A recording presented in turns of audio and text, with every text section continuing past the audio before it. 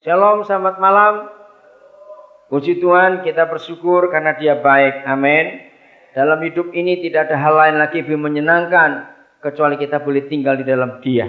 Itulah kasih Tuhan yang ajaib.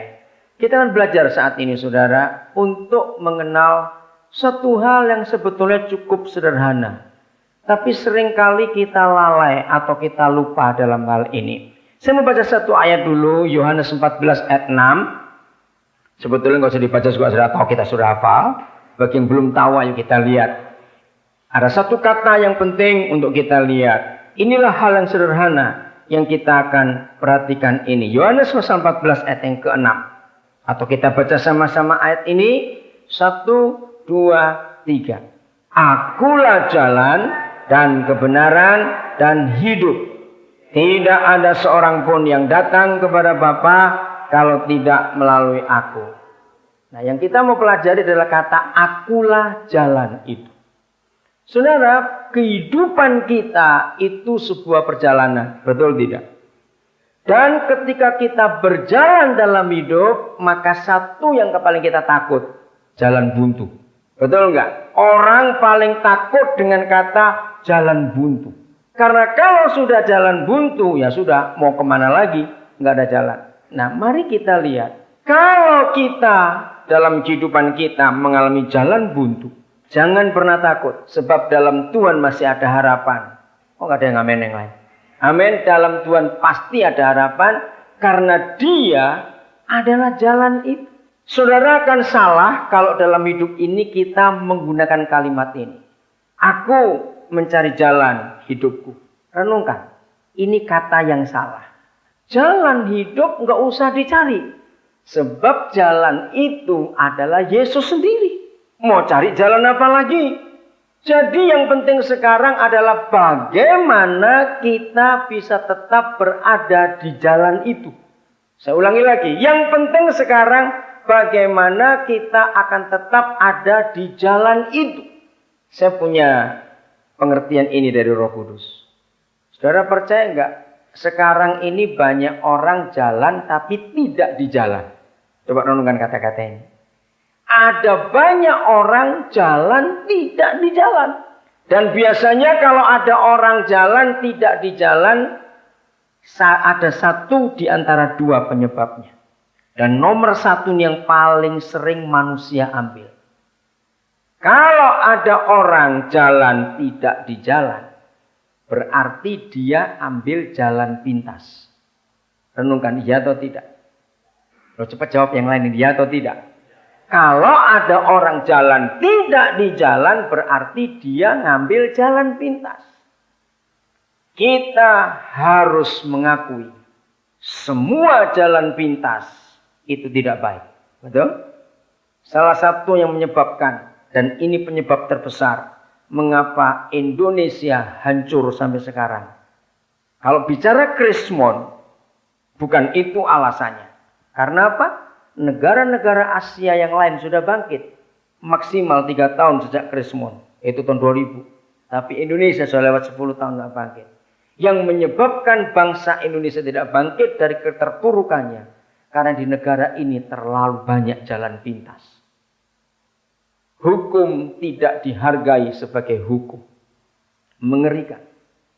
Saudara, di dalam ilmu politik itu mengajarkan.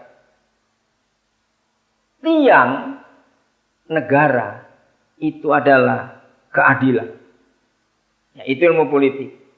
Rumah nggak ada tiangnya, pasti bukan rumah. Dan dia akan roboh.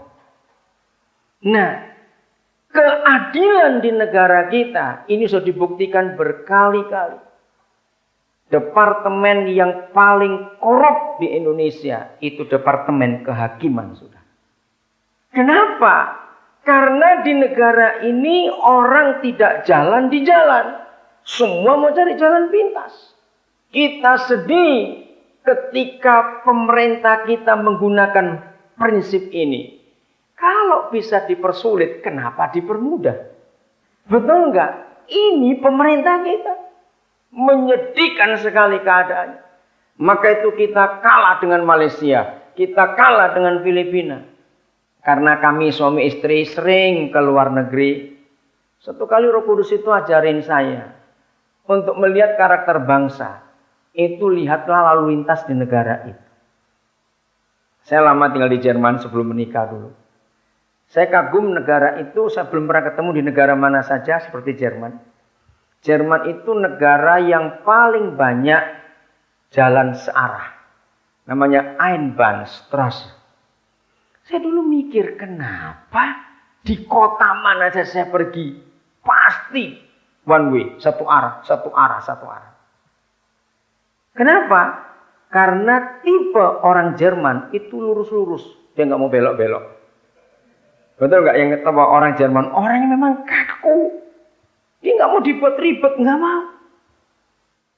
Saya ke Australia, lama juga di Australia. Heran, saya belum pernah ketemu negara lain seperti Australia. Negara yang paling banyak jalan buntunya. No through road. Dikit-dikit no through road. Cuma ada satu jalan sepotong, hanya berapa belas rumah, buntu lagi di situ.